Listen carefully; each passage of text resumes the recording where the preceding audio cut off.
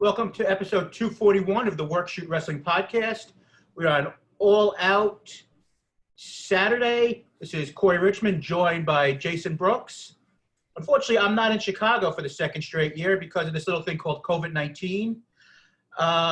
We're continuing to, unfortunately, have continuous losses in our country as we battle this never-ending disease, which has been mishandled by this country, but that's for another show at another time. But Jason, how are you doing today on one of the more exciting days of the year for AEW and for wrestling fans around the world, as we finally got the start of Bayley Sasha, which hopefully will get us through WrestleMania?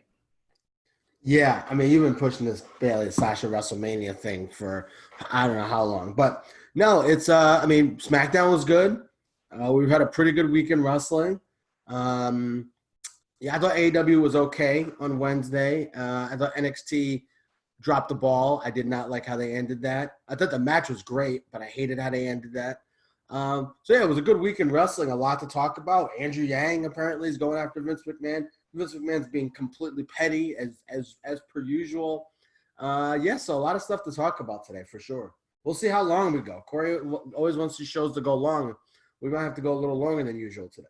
Oh, you mean we're not done? All right. Well, we're at Work Shoot on Instagram and by the way, Twitter. By the way, I'm just gonna say this, and we can get onto the rest of the show. They've already turned Retribution into a mid-card stable already.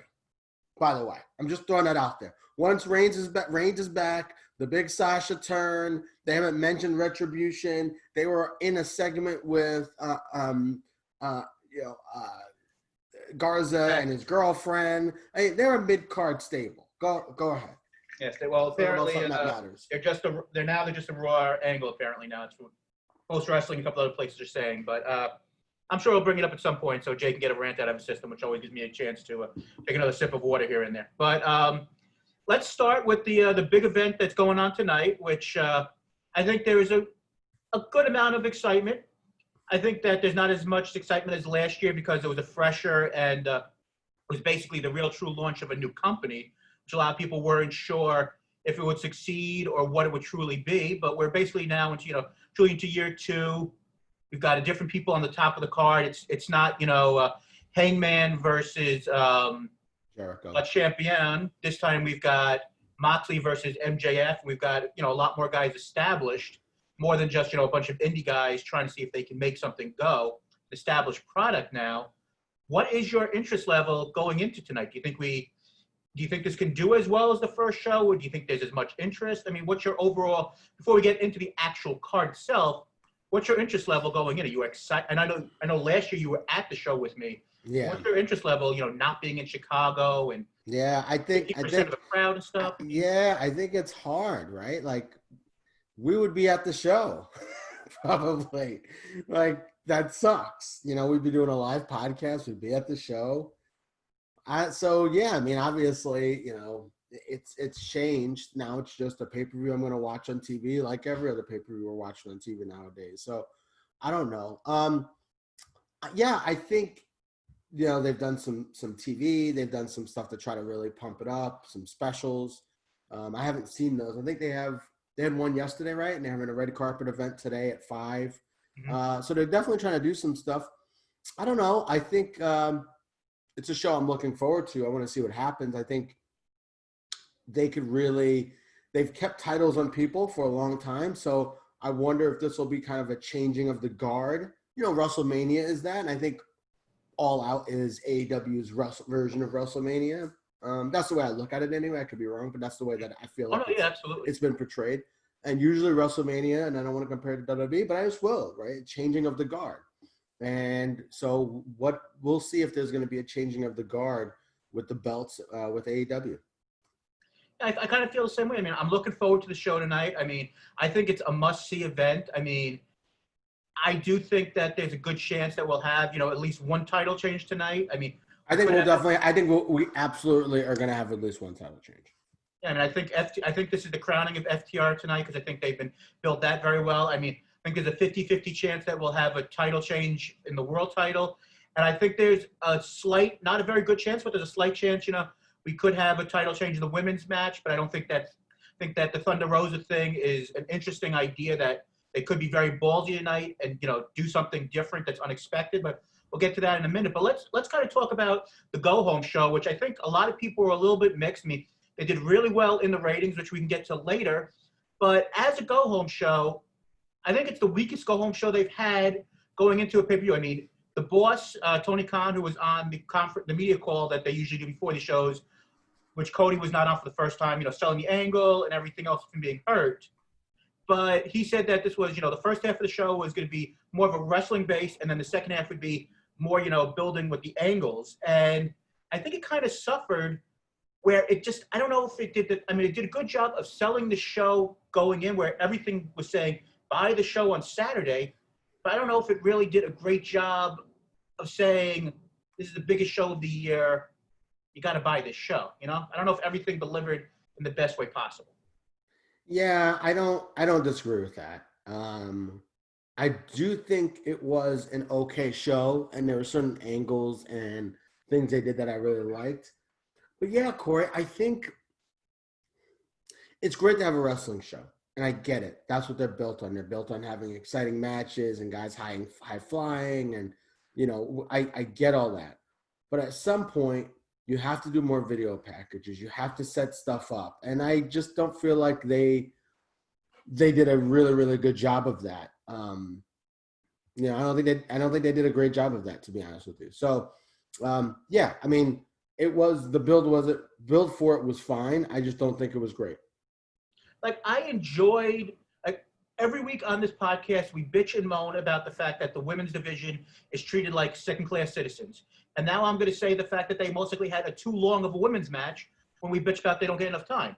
But the idea of the fact that you have your final show, you don't have a showdown between Sheeta and Thunder Rosa. Corey, did it feel to you like they were putting over Serena Deeb like real hard? It's like, we don't know anything about this woman, and they're putting her over harder than they're putting over Thunder Rosa.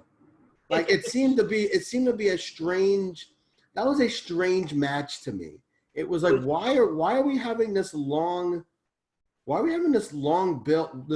match? She should go out there and kill this woman. Right.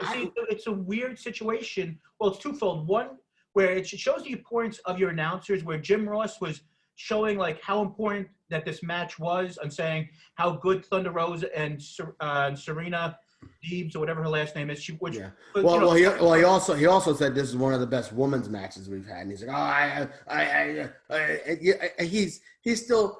Funny. You know what's funny about Jim Ross? And I'm just gonna say this. He wasn't there for the women's evolution. Right. He's been calling wrestling for 40 years, but he hasn't called women's wrestling when it is where it is in the last 7 years. Mm-hmm. Right? He hasn't called women's matches like that. He hasn't called the Sasha match, I don't think, or a Bayley match, or certainly not when they were at their top. So I do think calling women's wrestling for him is another, he's still calling women Jezebels and still says some of that same typical, stereotypical male things towards women. So I do think his style, I think when they have women's feuds, I think they might need to go more to Excalibur.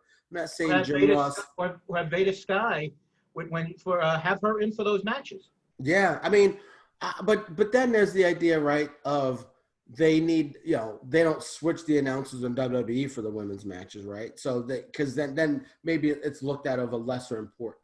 So like the Mae Young Classic, you had separate, Yeah, but that was different. That was a bunch of like newer people who we didn't know, right. And things like that. So I don't know. I it's a nitpick, but it definitely stood out to me. Yeah, I don't know why that match was so long. It was a good match. It definitely was. And it was one of the best women's matches they've had on TV in a really long time, to be honest with you. But it still was too long. I know it was too long, but there was plus and minuses. When I was saying, but Jim Ross though, he made one thing I'll give him credit for. He went and said how important the NWA title was, like the history behind that title. He was saying how that women's title meant something. And at the same point, it almost made like their title seem like a little bit less important, I guess you could almost say that. But he was saying how, how good they were. And like I understand you want to make, for someone who has never seen the NWA, who did not see most likely the best match in the history of NWA Power from Hard Times, that match between Thunder Rosa and I'm sorry, I'm forgetting her name. Allison Kay. Thank you, Allison. Who they should also be bending over backwards to sign. She's terrific too. Right. The former Sienna in Impact Wrestling, but saying how for someone who's never seen her work, you wanted to having her like beat her opponent in 3 minutes. You're not really seeing how good she is. So like a longer match gives you a bigger idea, but having that long of a match, mostly drawing it out. But it was almost like maybe a little bit like a Ricky Starks type of thing, where you had him have this long match and he got signed to a contract. Like maybe Serena Deeb maybe got a contract out of this, and you need good established women. So I mean, it's like a catch-22 where the match was too long, but you might have also seen another person who you've signed now as a result of this, and you got another good hand who could help the women going forward. So I mean, I get it. I get it. It can go either way. I think it would have been more effective to do another video package with Thunder Rosa. Oh no, I agree. And also leave the fans wanting, right? Man, they're hyping this woman up. This Thunder Rosa, they're putting her over hard. Who is she? What is she? I gotta watch this pay-per-view to see her work. So there's that idea too. But again, different strokes for different folks. Oh, no, absolutely. Like I said, I thought it was a good show. I didn't think it was a great show. It wasn't one of those shows where I left it saying, I'm not buying the pay-per-view. And like I said, the way I think we try to look. Although Corey, that Moxley against the attorney was terrible. It was way too long. It was all. And WWE does those gimmicks or whatever sometimes, and they're always terrible. And I was like, I hate that AEW is going down this route. They should have had him beat him in like 2 minutes. It was so long. Ugh. I mean, I thought the beatdown at the end where it made, MJF look more than just like a swarmy little, guy who's just a good talker, where he actually beat the crap out of him at the end. But it took him like all that time to establish that. Right. It took way too long. So, I mean, but like I said, though, I don't think they did anything on the show that would make the average person who was just sitting there watching, who might have who was watching, NBA basketball over the last couple of nights on TNT, who saw advertisements and, saw like Reggie Miller saying, my kid's favorite wrestler is Luchasaurus and Jungle Boy, who might have watched, for the first time, may have said, wow, this is a terrible show. I don't think, or when it said, I'm not going to, a casual viewer might have been said, you know what, I may want to still check this out. I think there was enough good stuff on the show. Absolutely. Corey, I don't know about you. We've talked about Raw and SmackDown a lot and NXT. SmackDown had the best show they've had in years. I can't even remember, right? And they continue to mostly have mediocre shows. I know that AEW has had a bad show since we started watching them. I can't say that they've had a bad show. They've had shows that aren't as good as others. And I don't think this particular is one of their better ones. But I don't think they've had a bad show. So, it's not like, oh, my God, the sky's falling on AEW. And I quite enjoyed, although the guys cursing kind of, you missed some stuff. But I enjoyed the Hangman Omega thing. I really did. I forget who. I think it was Jake Barnett reviewed the show. And he said that Omega just kind of has a kind of a phoniness to him. Like, we don't know what kind of guy he really is. But I actually thought he was really good here. I really did. I thought this was one of the kind of better segments he's had. And it doesn't – see, to me, that's why I enjoyed that, because it actually left you saying, what's going to happen? The Omega Hangman Page thing has been a long story of them not getting along for months and months and months and months. So it's like, is this the straw that breaks the camel's back, Whereas MJF, he's been a swarmy heel forever, while Moxley's been this beast who's killed everybody. And it's like, oh, MJF's going to beat him up now because he got mad one time.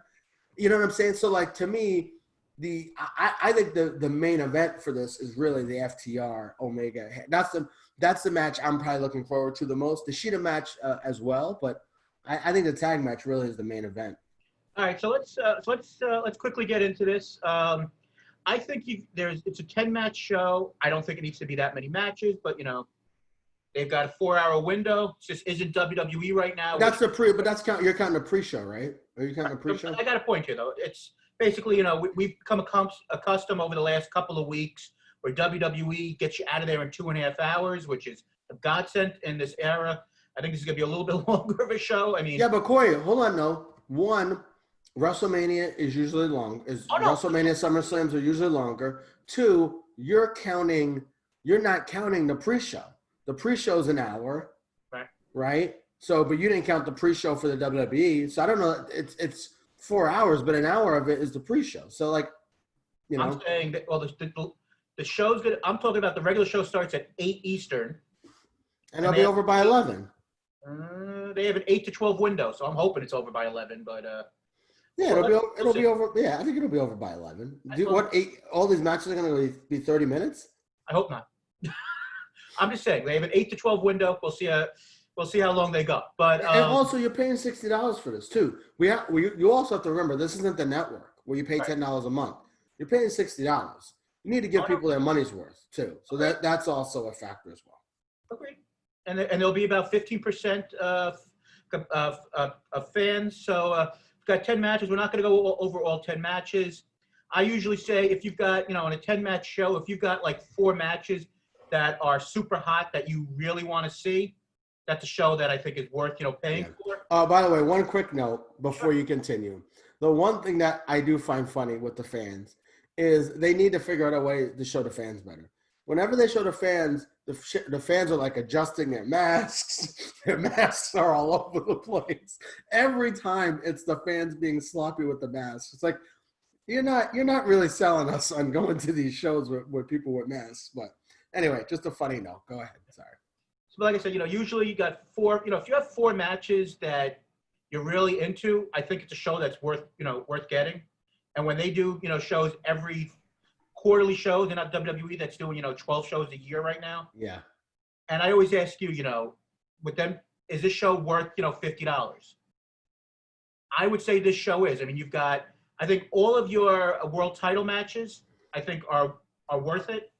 That's true. So, first of all, let me ask you: the 15% capacity thing, is that what they've been doing, or is that more than what I think they've been doing 10, and I think they're now putting it up to 15.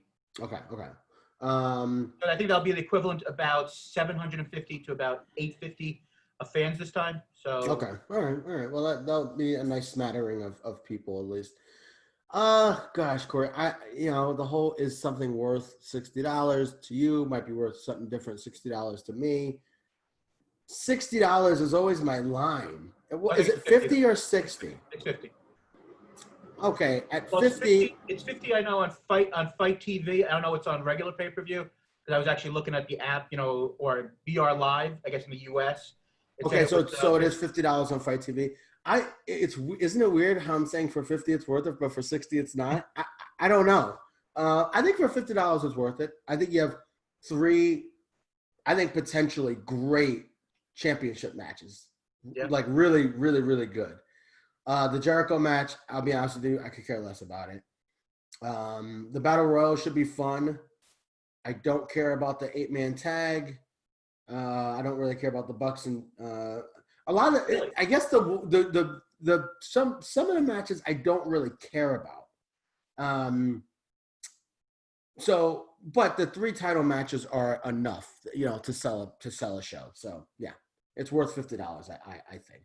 Okay, I mean, I actually think all 3 title matches are really enticing, and I think I know we've seen Bucks, Jurassic Express on TV before, but I think with the Bucks showing a more of a heel tendencies over the last week or 2.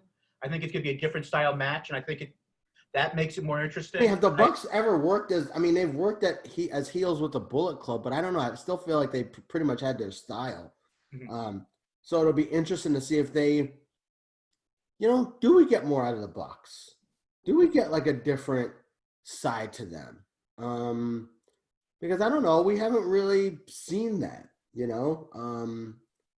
I think, and I've said this to you before, I think Matt Jackson might be kind of a dick, to be honest with you, in real life. Like, he might be kind of a dick.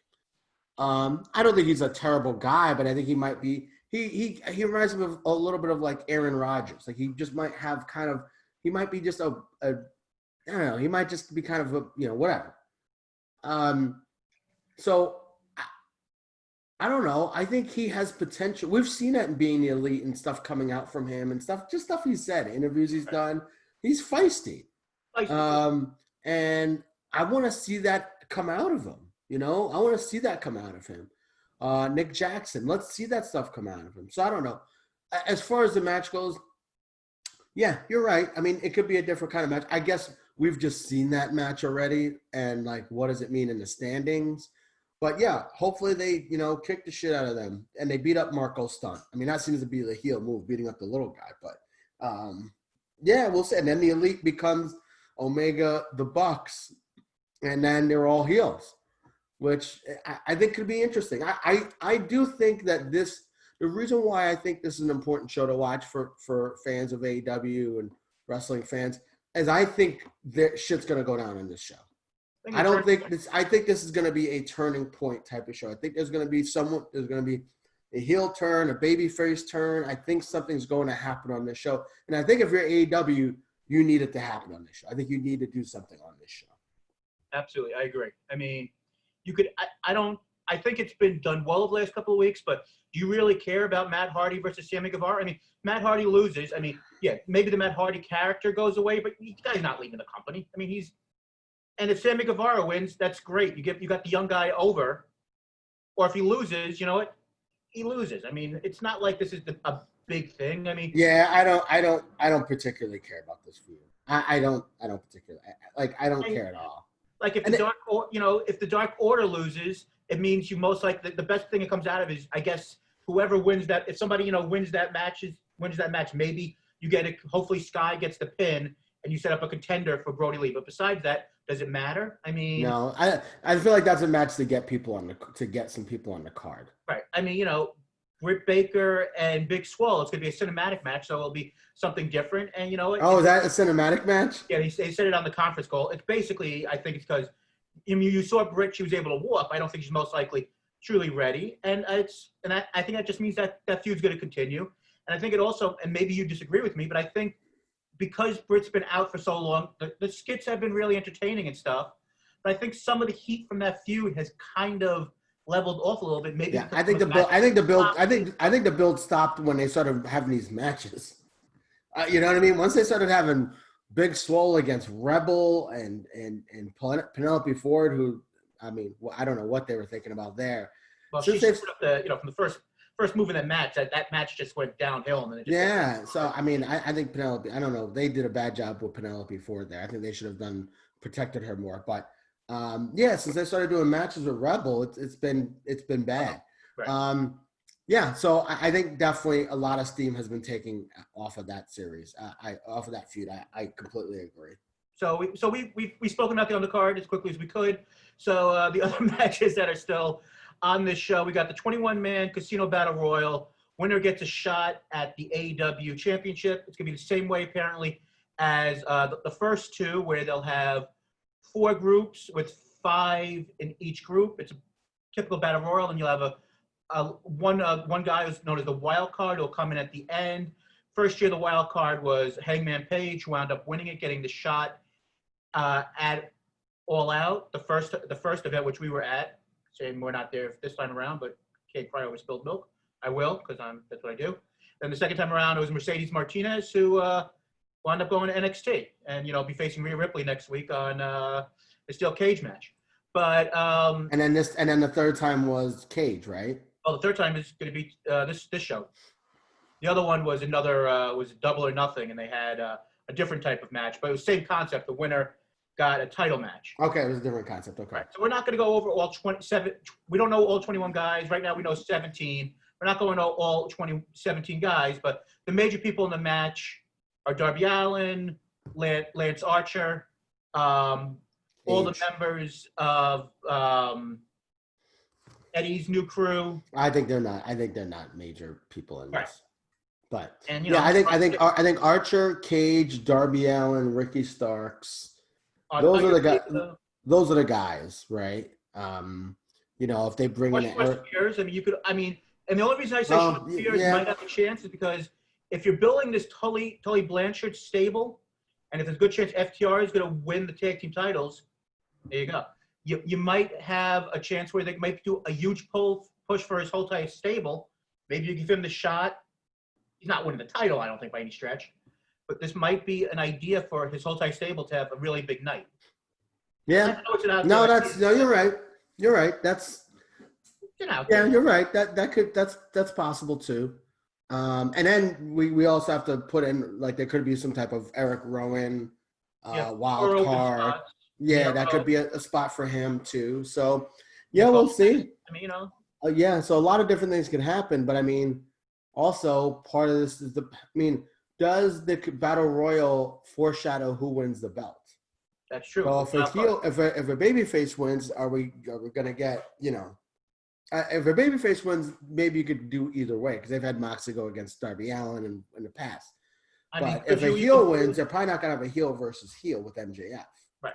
I mean, I wouldn't think. I mean, you could always do one of the things that and we'll move a little faster. But one of the things that you saw at the very end was Wardlow looked at that title, for a moment. Could you have Wardlow be one of the 4 guys, and you have Wardlow wins the wins the shot, MJF wins, and then you set up that idea where MJF thinks that, he's got a secondary shot in the bank with Wardlow, and then you could lead to that turn at some point, moving somewhere, in that idea. But who knows? I mean, you also got that, I don't think will ever happen, but we had we could bring this up right now for a quick second. We had a big name that said he's a free agent this week. I don't think there's any way he's showing up, but we have Brock Lesnar show up. No, get out of here. Stop. Move on. Move on to the next thing. No, but that's a big draw. Who gets the next shot? I mean, if it's early enough in the night, could we see either Hangman Page or Kenny Omega be a special guy, as the wild card? That's interesting. That would be interesting. That would be interesting. Yeah, Cody Rhodes make a special appearance, and that's how. Let me ask you this: Do you think they get? We think they're going to get creative, but do we think it's going to be a guy who has gotten a world title shot before? If you eliminate the guys who have gotten world title shots before, Darby Allin, Cage, Archer's gotten a shot at the TV title. Right. That's it. Yeah, and then most of the guys. So you figure you're going to get some surprise. But are they going to elevate the match? So yeah. Are they going to elevate a Phoenix or a Pentagon? I don't think they do that. I don't know if is Neville? Is it possible that he can return? I don't know. I don't know what the rules are with obviously people can come back in here now, but we can't go anywhere. We can't go to Europe. Right, so Sami Zayn just recently came back to me. I mean, I know it's Canada, but some of the restrictions might be a little lifted. This could be the return of Neville. And you know what? If Neville wins that 21-man battle royal, that is an awesome return. I consider that's a big time return. I know he's a guy who's in the company already, but if Neville gets that shot, Pac, that's a successful big moment on the show. Yeah, I mean, we thought Cage would win. I think we predicted Cage to win the battle royal the last time, right? So I hope we get some unpredictability. Like I don't want to get Cage comes in, wins a battle royal. Like what the hell? Let's get something different. So we'll see. Yeah, so let's we have still another couple matches here just quickly. Sheeta versus Thunder Rosa. I think this has a good possibility. And I don't think it'll be the best match on the show due to the fact that you have those 2 tag team matches, which on paper should be the best matches. But I'm going to go with the upset here just to be fun. Thunder Rosa either wins the match or to protect the NWA, you might have a 20-minute draw to protect the title and maybe to set up a rematch down the line. Yeah, I don't see Sheeta losing. I absolutely don't see her losing the match. The scenarios you pointed out were sounded good. A Sheeta win or a draw possibly to protect her. And I don't think that's the worst thing in the world because they've had draws in the past. Yeah. And if it's a good match, I don't think people have a big problem. No, I agree. Omega Page versus FTR. I think that has a good chance of being the best match of the night. Absolutely. I have a hard time believing they're not going to have a title change here. They built FTR so well. I think the story of this whole entire thing has been when we get crowds again, it'll be FTR versus the Young Bucks. And I think now that it looks like crowds are slowly coming back now with the 15%, and maybe by the time Revolution happens, well, maybe Alex Shaft shows somewhere else. I think it's time to put the titles in FTR. I mean, I don't know if we get the split of Kenny and Adam Page here or not, but I think this is the time you do the title change. I think if we get a title change, you get a split. Right? Like, yeah. And could we see some type of turn? Could we see the cleaner? Could we see the cleaner? I think it's time. I think it's time for the Elite to become the Elite again. So we'll see. I think we could see a turn in that match. I think we would see like a really, really, really great match, and then they would do a turn at the very end. So the only thing that is weird to me is if now we'll move on very fast to this, but if FTR are heels, the Young Bucks are heels. So both of these teams, if you're going to have them face each other, they're both going to be heels. I mean, the only I don't think that matters when it comes to I don't think it matters. They've had a feud for freaking 3 years on being the Elite. I don't think it matters who's the heel and who's the babyface. And also, Matt and Nick don't necessarily have to be heels. Just like FTR doesn't need to be heels. They could just be, kind of badasses, kind of, breaking the rules a little bit, things like that. So it doesn't have to be necessary that each team's a heel, but it could be that they both want to beat the hell out of each other. It's for the title. There's so much built-in stuff there with it possibly being for the title, with how long their feud has been. They have such a good story that they could tell. I don't think it really matters if they're heels or baby faces or whatever. All right. Now, we'll very quickly here. I think Jericho wins this feud because I think Orange Cassidy has gotten so much out of it, becoming a star. And I think at the end of the day, Jericho will go into the mimosa, the tub. He may win the match and then get thrown in afterwards. I think the general idea is they've created a main event or a semi-main event guy in Cassidy going forward. That was the idea. That he's won one match. I don't think he has to win the overall feud. I'm going to say Jericho wins, and I wouldn't be disappointed if Cassidy wins, but I think you have to keep Jericho strong, even though Jericho's big enough that at this point in his career, it doesn't matter if he wins or loses matches. What you just said is why I'm going to go with Orange Cassidy. He's 50 years old. Who cares if he loses? He could lose every match for, the next 10 years. He's still going to be Chris Jericho. I didn't say whether I thought FTR would win. I definitely think FTR is going to win. Okay. And I think Cassidy is going to win the Mimosa match, which, again, don't really care about. But, maybe it'll be a fun match. I think it's a nice, and I am saying this on purpose. I think it'll be a nice palate cleanser before the main event. Even though you think it'll be Moxley main event, Jericho, and Omega before that? Yes. It's interesting. Unless you're going to have either Omega or Hangman in as a surprise in the Battle Royal, then you have that match earlier in the show. Okay. So the main. I think that'd be a hot open. NXT's done that in the past where they've had like the tag team title be like the first match, and it's like holy shit. So that would be a hot open instead of opening with. I think they open with the. I think they open with the Bucks and Jurassic Express. Yeah, they could do that too. They could do that too. And we didn't say it, but I think the Bucks win that match. Yes, absolutely. Although Jungle Boy, from things we've read, they really want to put him over. So we'll see what happens. Yeah, and also could lead to more of the frustration of the Bucks, with everything going on. But so the main event, I think we're going to disagree here. I'm going with the title change. I think MJF. I think MJF's going to win the title. Even though I think the fact that they most likely want the title change to be in front of a massive audience, and that's where this was supposed to go with MJF being crowned at All Out in front of, in Chicago, full out, crowd. But I think it's time. But I would not be surprised if Moxley holds on and they continue to build, and they build off of an MJ loss leading into a Wardlow turn or something. But I'm going to go with the title change. I'm going to say they don't change the title, and that Wardlow costs MJF somehow, and there's an MJF Wardlow feud. I could see that.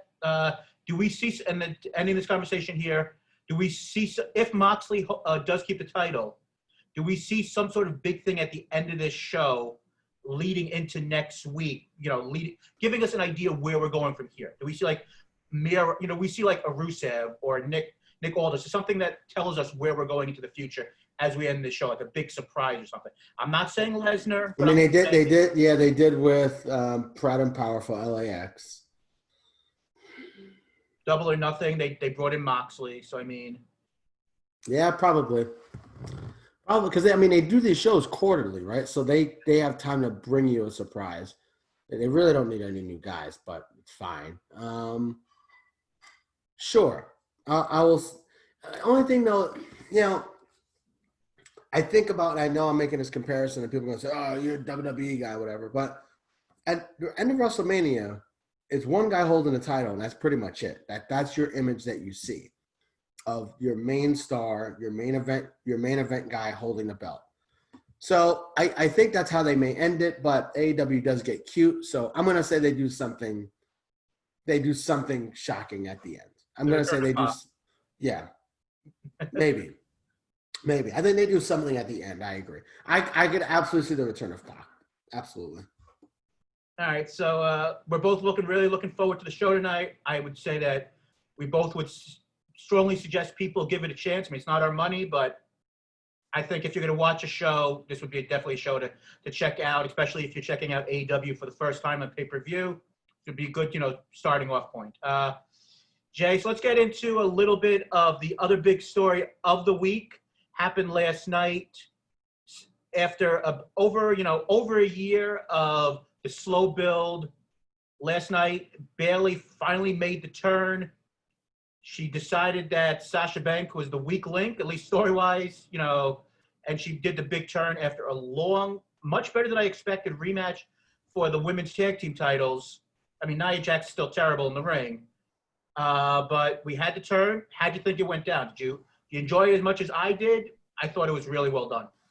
Yeah, I thought it was really well done.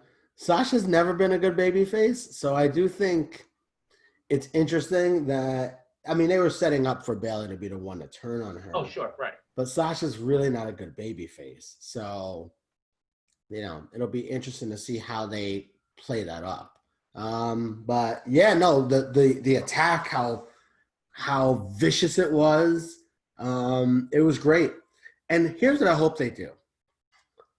Let's not have them wrestle at Clash of Champions. Let's not have them wrestle at the Survivor Series. Keep her out for a long time. Keep Sasha out for a long time. She's got, you don't have to say she's got a broken neck, but you could say it's not for nothing. Sasha and Bayley have both been going real hard. So maybe this is the time to give them some time off. Have Bayley beat up some more challengers for the SmackDown Women's title, which now here's a question though, Corey. Do you run the risk of, say Sasha's not there for a while, which they should do, but we know WWE likes to not do that. Say Sasha's not there for a while. Does it really hurt the SmackDown women's division? Like, is it going to be hard to have any other credible contender for Bayley's title in the meantime? Like, as you're saying, you want this to go to WrestleMania, right?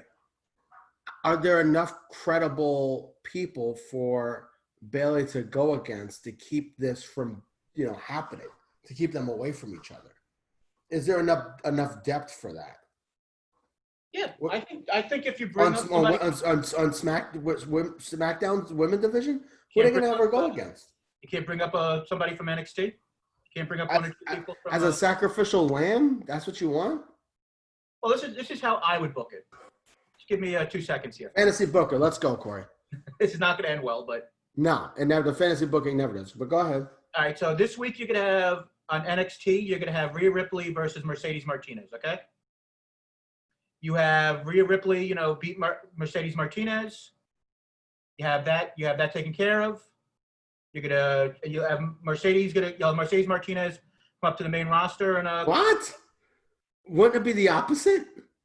Wouldn't it be Ripley coming up to the main roster? Rhea's going to face Io Shirai for the. You're setting her up to go get her finally get her rematch, aren't you? It wouldn't make sense to have Mercedes Martinez come up, though. She just got there. All right, but your fantasy booking's already messed up. What a mess. So, but remember, Io's also a babyface, right? So I think you have Mercedes Martinez beat her, and then Ripley comes up. Okay, go. All right, so my idea here. Also, you can't have Mercedes Martinez come up because she's a heel, and Bayley's a heel, so that wouldn't make sense either. Well, I think aren't you kind of building here right now to Shayna Baszler with getting all these tap outs to Shayna versus what's her face versus Bayley right now? Isn't Shayna's on Raw. She's got the title. If you have the tag team titles, you can be on either show. Yeah, I don't think. I think that's what they're doing. They've had her tap her out a couple of times. But I think they're building the Shayna against Asuka. Then who's gonna go against Asuka? Nia Jax again? Unfortunately.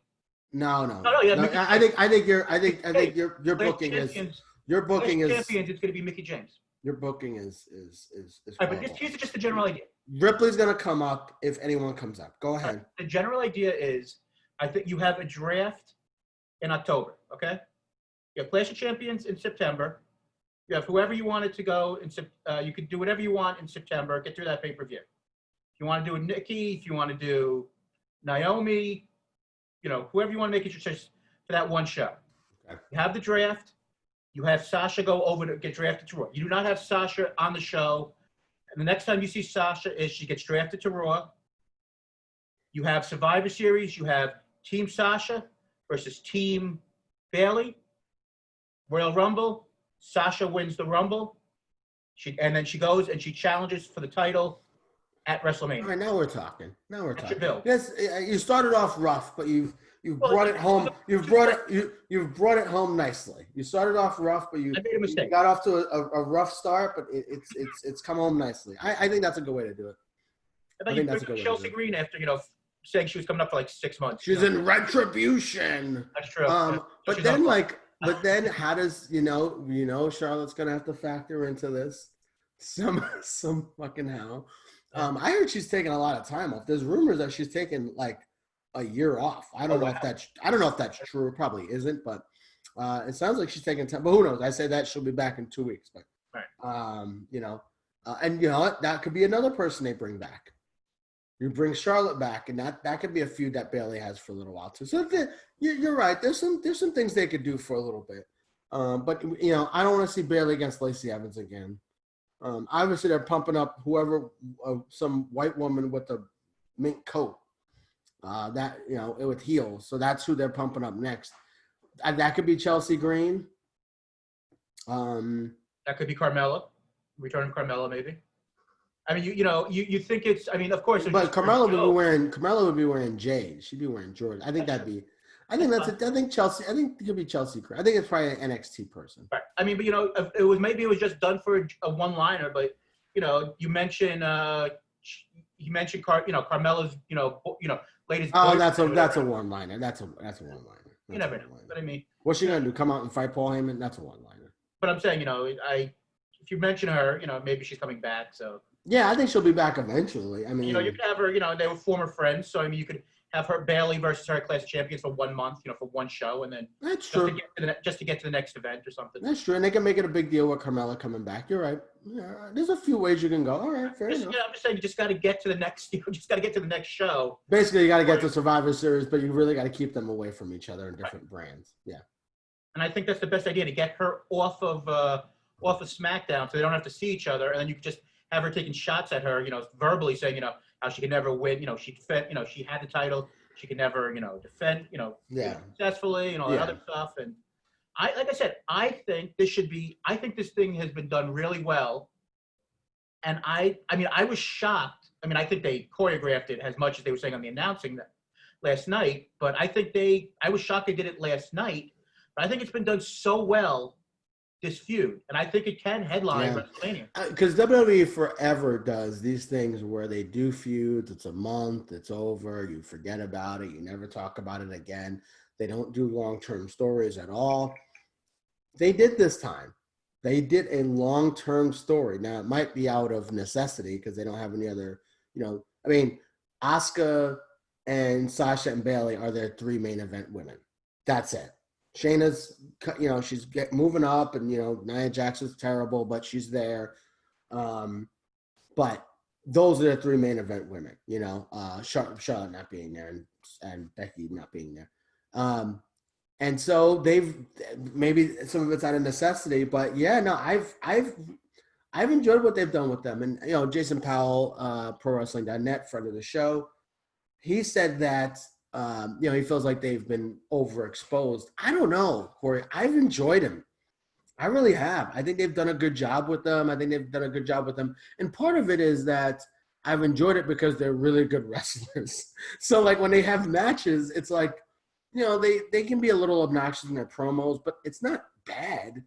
And there's little things that they kind of say to each other, little looks they've given each other during their promos to each other, and then they go out there and kick ass with matches. So I've really agree with that. I've thoroughly enjoyed it, and we'll see where they go.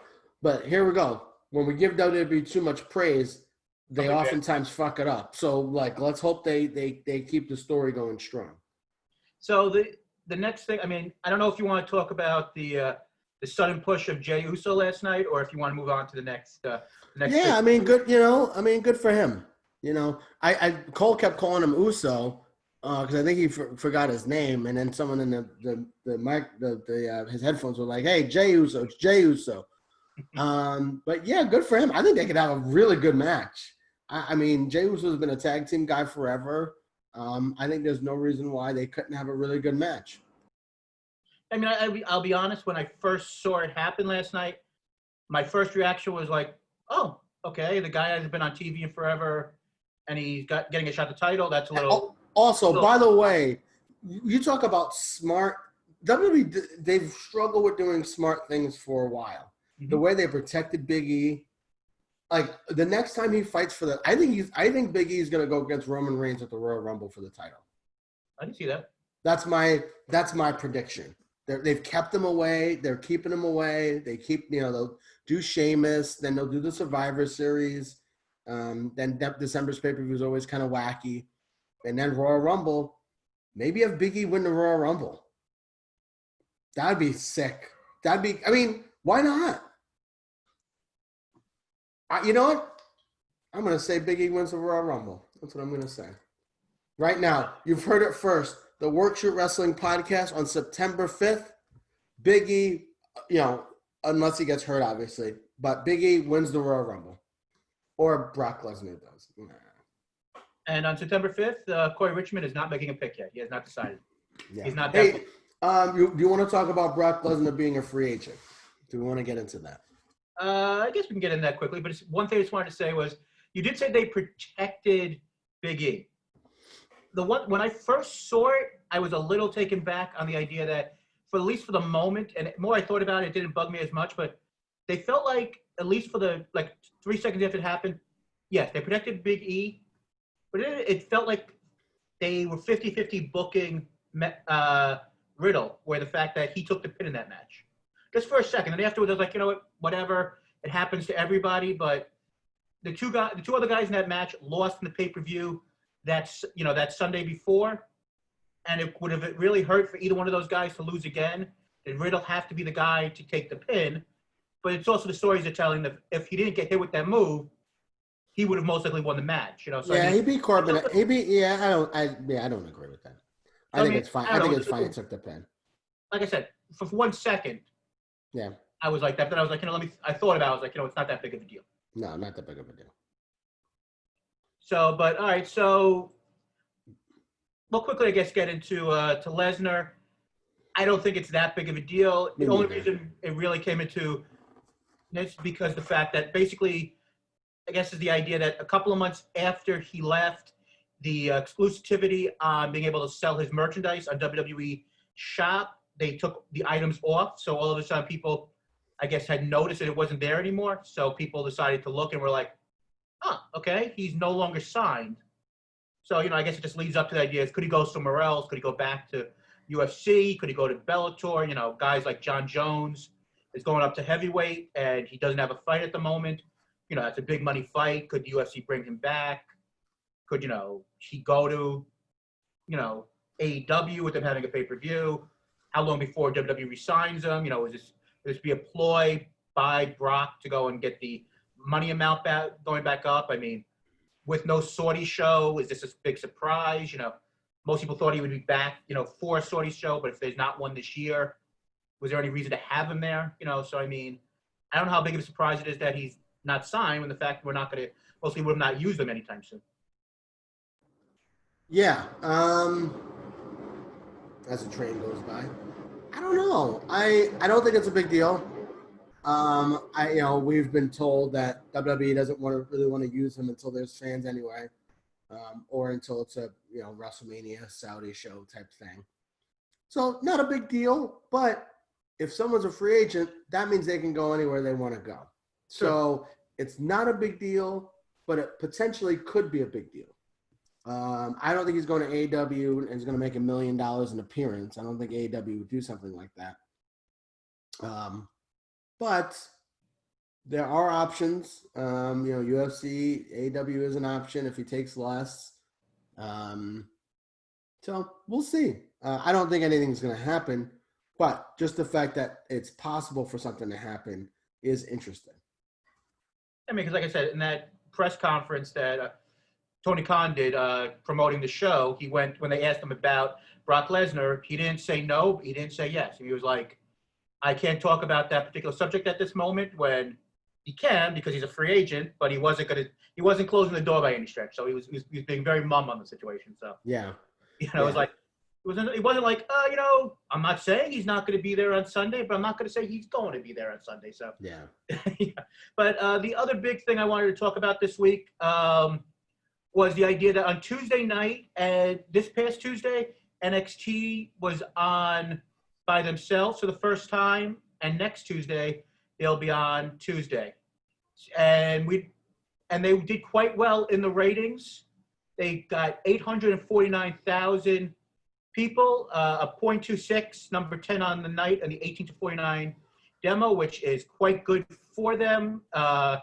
They hurt Impact Wrestling, which was down, and I know it's not a big Impact, who cares, but Impact have been doing quite well. The week before they had 171K. This past week they had 102,000, so they basically, took half their audience away. AEW, being back on Wednesday, did their best number since basically, I think, January. They did 928,000, a .36 rating, which is, quite good in the 18-49.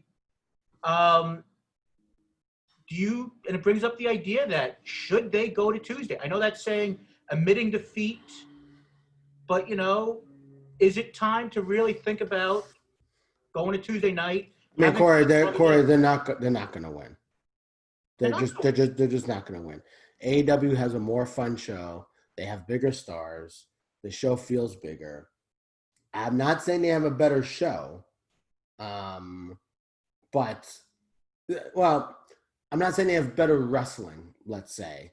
But I think as an overall entertainment product, they have a better show. And they have more stars. I just don't see NXT beating them. They've never won since they started this.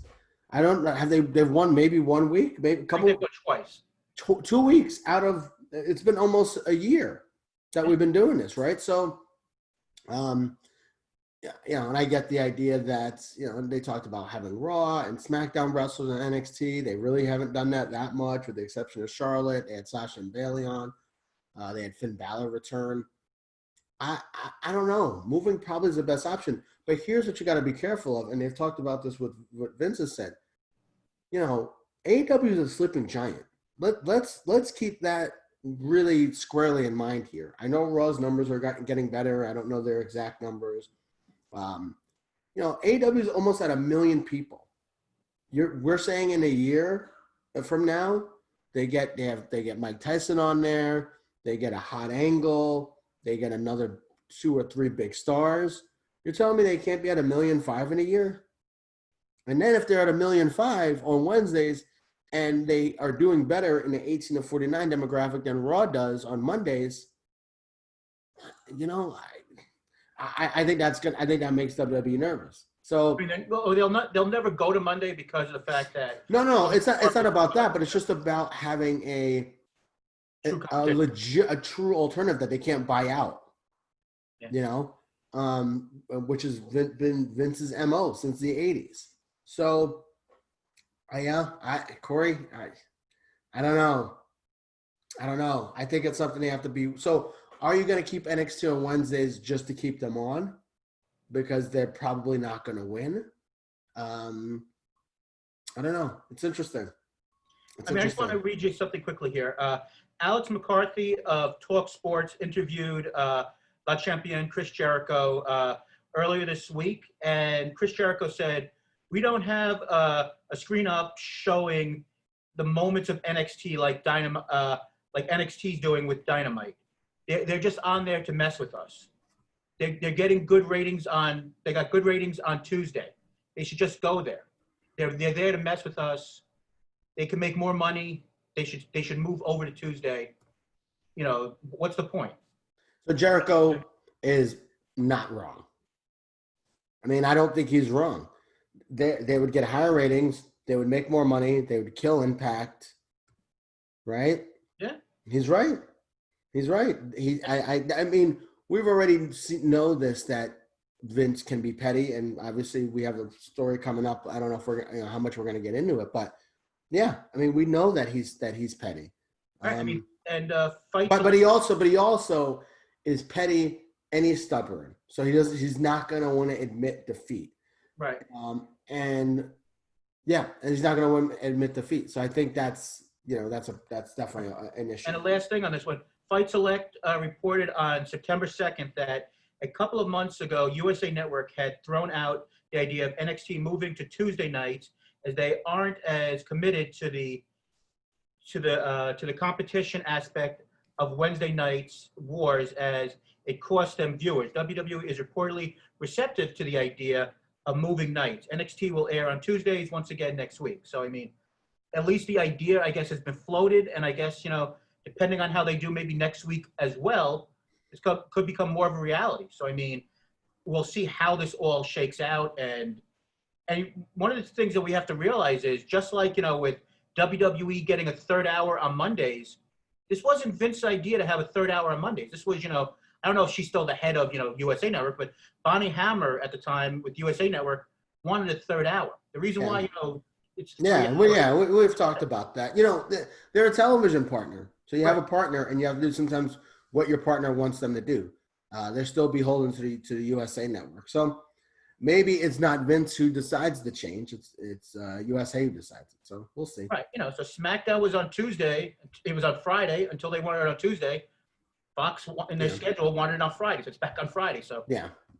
So Tuesday was night wrestling for quite a number of years. So it's not like it would take that long to change. And honestly, it won't. I mean, they did 800-something thousand people. So people move with the times. It's not this whole Thursday night lineup with Friends and Seinfeld, and you got to watch at that time. There's DVR, there's streaming, there's so many different ways to watch this stuff now. I don't think it particularly matters. And I'd say for us as wrestling fans, it's great. You got Raw on Monday, you'd have NXT Tuesday, you'd have AEW Wednesday, you have football on Thursday. So you got a lot of good stuff. Poor Impact. Impact would be the people that do not want this to happen. And Impact has been known to move in the past, and Impact had a following on Thursday once before. I mean, I think they were on the Trivial Pursuit or whatever the hell. Well, you don't want them to go against. You don't want them to go against football. No, but I'm just saying they have been known to move in the past, and they would either maybe move back from 10 to 12 like they've done in the past. But I mean, if NXT moved, I think they would move either times or they would move nights to, I don't. What night do you move to? I mean, AEW. I mean, I guess non-pay-per-view nights, but I mean, AEW did good on a Saturday. I mean, you can't put a show on a Saturday. I don't know. You can't put a show. We can't put a show on a Saturday. I don't know. What? I think you go back to Thursday. They're the only night with Thursday wrestling. Against football. It's only part of the year, though, right? I guess. Yeah. But I mean, you could go from. Man, there's a chance no one's gonna watch it on Thursdays. True. Especially with I don't know. We do know this will really, really affect Impact. So we'll see what happens. And congratulations, Eric Young, on winning the title. Yeah, the match wasn't bad. And Emma returned as well. So Impact is still been pretty solid. And Wrestle House is over, so there's one less thing that Jay has to not watch from that show. Thank God. You've told me it's not great, so it's not great. It's absolutely terrible. Well, congratulations, Rosemary. So before we get to our last, so just quickly, AOP has been released. Thought they had potential, but injuries and other things, I guess, apparently was, I don't know, too much at this point for them to continue being there. Hopefully in 3 months or however long their non-compete, I guess, would be. Maybe AEW or ROH or maybe a New Japan gives them a second chance. I know AEW has quite a number of male talent, so they mostly don't need them. A tag division, but I think there is an upside with them. Hopefully they get a second chance, Absolutely. I mean, I'm surprised, I know that they've had injuries. I think, I think both of the guys have had, big injuries. So that's, that's a big factor. But I don't know, like the big guys, Vince loves big guys. Like, why not continue to pay them and see if they get healthy? Yeah, it's an interesting subject that hopefully in the months to come, we'll see what happens to them and we'll have more things to. But the last subject of the day, something that came out yesterday, which at Work Shoot Pod, I jokingly said, WWE took away a little bit of the spotlight of AEW for all the wrong reasons. I guess it was twofold. Vince McMahon put out a memo that was released regards to that their employees, of course, who are independent contractors, but that's a term that really doesn't truly exist. That they have basically 30 days to go and get rid of any third-party services that they have, basically other outside income from like Twitch, YouTube, Facebook, all these other things. Products they advertise.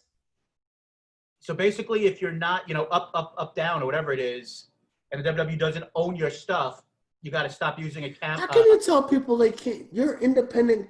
How can you tell people they can't make money? That seems outrageous to me. Well, that's what happened with Zack Ryder when he was there with that Long Island IZ show that he had.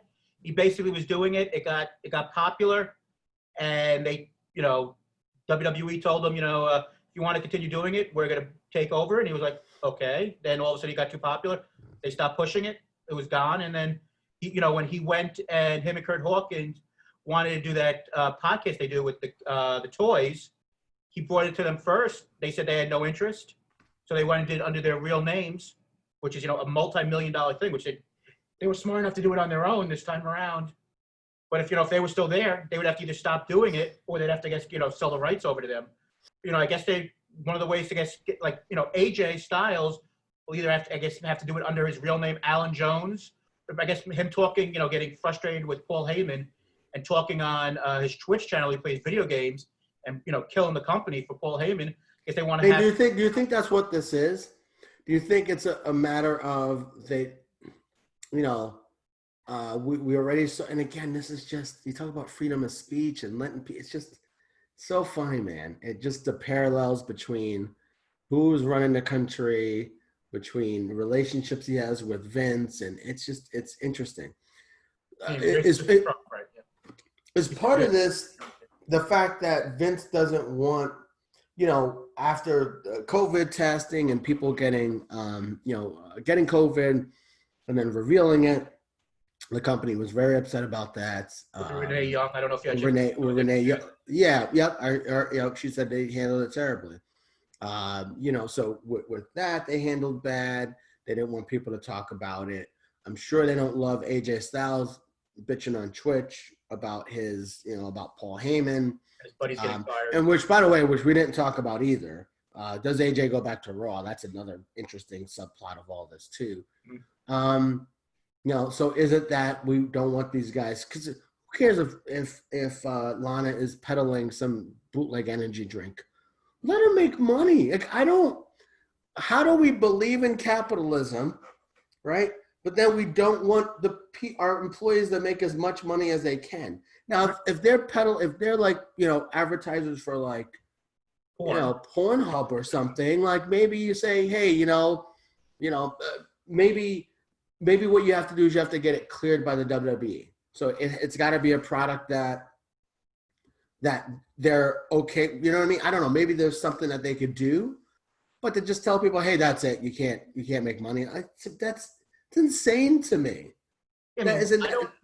Are people going to be able to use their real names while doing it? Or are they not going to do it at all? I don't know, because one of the things that was shown, that was reported, was that Paige went and changed her, on her Twitch channel. she changed her name to her real names. And I don't know if that's going to be the answer for her to be able to keep her or not. But I know that, was it Britt Baker jokingly said at All Out she was going to be doing a bunch of cameos, which, of course, Adam Cole went and said, well, how'd you find out about this so fast or whatever? So, I mean, doing it jokingly, but I mean, it's going to be weird where I guess, like, supposedly, I guess Big E has done a ton of cameos over the last, like, I guess 6 to 8 months, and that's been a huge extra source of income for him. And I guess a lot of the female wrestlers have done like cameos and different things as an extra form of income. And, like Roman Reigns, when he was out, of course, he doesn't need the money, but Roman Reigns was charging, a hefty sum for cameo. And that was an extra, these are extra forms of income for these guys. Now you're telling them either, I guess they have to do them as their non-WWE. Now explain what cameo is to people. Cameo is you pay celebrities a set price to go and do like individual like messages, like wishing people a happy birthday or saying, hey, this is such and such, and you're how are you doing? It's like a personalized. Yeah. Now for us, we're 40-year-old men, we don't care. But imagine as an 8-year-old kid getting a call from like Roman Reigns. Like I would pay for my kid to get that. That's awesome. Or Big E or whatever. So yeah, they probably made a ton of money off of it. I just, to me, Corey, it's I don't know. It's ridiculous. It is absolutely ridiculous. Between COVID, how they've handled that, between this, it's like, man, it's a hard company to root for. It's a really hard company to root for.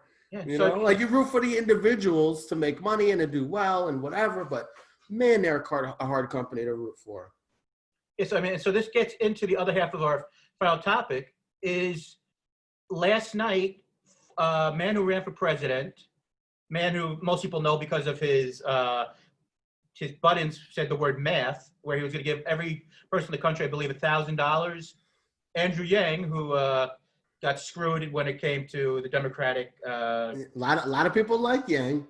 Yeah, I like Yang. That's part of the Yang gang. I thought if he would have. You're part of the Yang. Some of my buddies are part of the Yang gang. I thought he had some interesting ideas, but I think you know what I think, Corey. I think he had too many interesting ideas. I think he was too interesting to be president. Yeah. I think he was too smart. He was too. Honestly, I think he was too interesting to be president. But anyway, go ahead. But yes, he was a very interesting guy. But we found out, I guess, apparently after, I guess, All Out or Double or Nothing last year, I guess he made some comments after the show, like congratulating, good show, whatever. But last night he went on Twitter and he went after the WWE.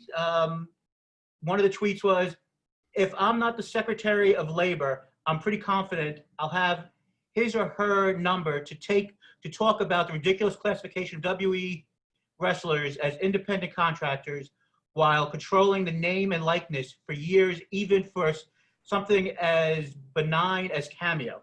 He went on to do, I guess, a couple of other ones, which... He might have been having some cocktails at home. It's possible he might have some cocktails at home and he was just fired up about it. Yeah, but the Secretary of Labor probably is someone that Trump hired, right? So you would think. Well, I'm saying though, if Biden wins, he might be. Think if he gets put in that office. Yeah, I mean, yeah. So maybe he would be the Secretary of Labor. Right. So Vince, you better hope your old buddy Donald wins because changes is in the air, and changes are long overdue when your corporate labor practices are concerned. Yeah, he definitely was. He definitely had a couple of cocktails. It would give me great pleasure. The people know. Feel for all wrestlers who know you've been misclassification, but are reliant on staying on Vince's good side. Even because WWE might hire you, I get it. Our job is to make it easier for you to get what you deserve without risking your career. So those were a couple of comments that he.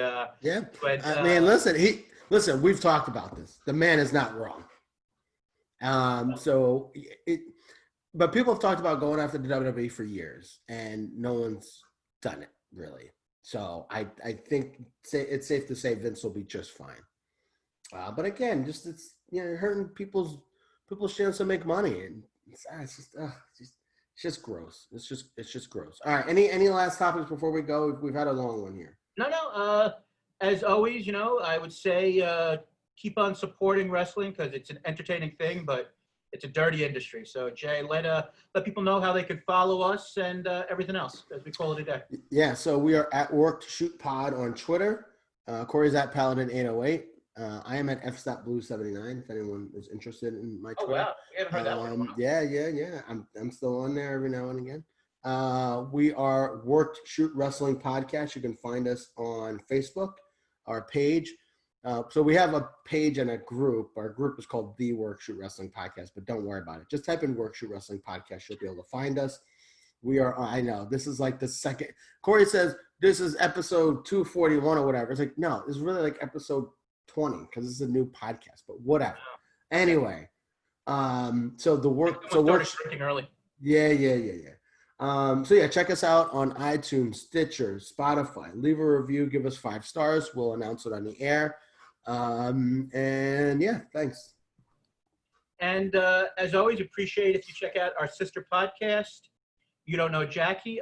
This week we'll be talking about the whole Bella Thorne situation with OnlyFans, how she basically scammed a bunch of horny dudes by telling them that she would be giving them nude photos and then basically gave them, a half a lingerie of some sort. So we'll get into that and how basically, she's, I guess, basically a horrible human being.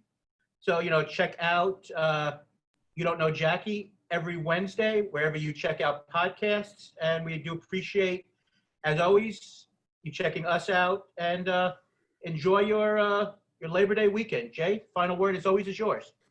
I think we're done here. See ya.